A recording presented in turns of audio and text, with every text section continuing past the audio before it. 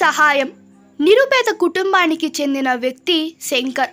అతను తన కుటుంబం యొక్క ఆకలిని తీర్చడం కోసం ప్రతిరోజు పక్కనే ఉన్న అడవికి వెళ్ళి కట్టెలు కొట్టి పట్నంలో అమ్మేవాడు. వచ్చిన డబ్బులతో జీవనం గడిపేవాడు. ఒకరోజు అడవిలో కట్టెలు కొడుతూ ఉండగా ఒక ముసలి వ్యక్తి ఆకలితో అలమటించడం చూశాడు. శంకర్ అతని దగ్గరికి వెళ్ళి, పెద్దాయనా, నువ్విక్కడేం చేస్తున్నావు? ఎక్కడ మీ ఇల్లు అని అడిగాడు. అప్పుడు ఆ వ్యక్తి, నేను ఇక్కడే నివసిస్తాను. ఇక్కడే చెట్ల నుండి పండ్లను కోసుకొని తింటూ జీవనం సాగిస్తాను. కానీ 2 రోజుల నుండి కోతుల బెదట ఎక్కువగా ఉండడం కారణంగా పండ్లు దొరకడం లేవు అన్నాడు. అయ్యో, అవునా? నేను ఇద్దామన్నా నా దగ్గర ఎలాంటి ఆహారం లేదు అని చింతించాడు. కట్టెలు కొట్టే పనిని ముగించి ముందుకు కదిలాడు. అలా వెళుతూ ఉండగా దారిలో ఒక జింక కనబడింది. అది దాహంతో నీటి కోసం వెతకడానికి గమనించిన శంకర్ దగ్గరికి వెళ్ళి, ఈ పక్కనే ఒక సరస్సు ఉంది కదా, ఇక్కడ నీటి కోసం ఎందుకు వెతుకుతున్నావు అని అడిగాడు. ఇది వేసవి కాలమైన కారణముగా సరస్సు ఎండిపోయింది. అందుకే అడవిలో ఉన్న ఏ జంతువులకి కూడా నీళ్లు లభించడం లేదు అంది. ఆ మాట విన్న శంకర్కు చాలా బాధేసింది. కానీ ఇవ్వడానికి తన దగ్గర నీరు కూడా లేదు.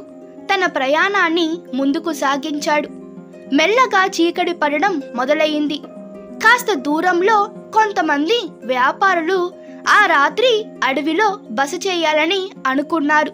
చలిగా ఉన్న కారణంగా వేడి కోసం మంటని వెలిగించాలని చూస్తున్నారు.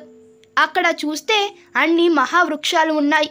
వారి దగ్గర వాటిని నరకడానికి ఏ సాధనము లేదు. కనుక అందరూ కలిసి చిన్న చిన్న పొలలను వెతకడం మొదలుపెట్టారు. అది గమనించిన శంకర్ వారి దగ్గరికి వెళ్ళి తాను కొట్టుకు వచ్చినటువంటి కట్టెలలో కొన్ని తీసి వారికి ఇచ్చాడు. ఆ వ్యాపారులు సంతోషపడి శంకర్కి తమ దగ్గర ఉన్నటువంటి ఆహారము మరియు నీటిని ఇచ్చారు. వాటిని తీసుకొని శంకర్ వెనక్కి వెళ్ళాడు. దాహంతో ఉన్న జింకకి నీటిని ఇచ్చాడు. ఇంకాస్త దూరం వెళ్ళి ఆకలితో ఉన్న ఆ పెద్దాయనకు ఆహారాన్ని అందించాడు. సంతోషించిన ఆ పెద్దాయన తన దగ్గర ఉన్న కొన్ని బంగారు నాణ్యాలని శంకర్కి ఇచ్చాడు. శంకర్కి కట్టెలు కొట్టడం రోజువారీ దినచర్య కాబట్టి రోజు అడవికి వెళ్ళడం, కట్టెలు కొట్టడం, దారిలో కనబడిన జంతువులకి మనుషులకి సహాయం చేయడం అనేది అతనికి అలవాటు మరియు అతని గొప్ప మనసుకి చిహ్నం. ఒకరోజు కట్టెలు కొడుతున్న సమయంలో చెట్టు నుండి జారి కింద పడ్డాడు. కాలు విరగడంతో ఎక్కడికి కదలలేని పరిస్థితి. అక్కడే ఉండి ఎవరైనా వస్తారేమో అని ఎదురు చూడసాగాడు. అంతలోనే అక్కడికి దాహాన్ని తీర్చిన జింక వచ్చింది. శంకర్ని చూసిన జింక వెంటనే పరిగెత్తుకు వెళ్ళి దగ్గరలో ఉన్న పెద్దాయనని తీసుకువచ్చింది. వెంటనే ఆ పెద్దాయన అడవిలోని మూలికలను సేకరించి శంకర్ కాలుకి కట్టుకట్టాడు. 2 రోజుల్లోనే శంకర్ కాలు నయమయ్యింది. తర్వాత ఇంటికి చేరుకున్నాడు. అప్పటికే కంగారుతో ఎదురు చూస్తున్న ఇంటి సభ్యులకి అసలు విషయం చెప్పాడు.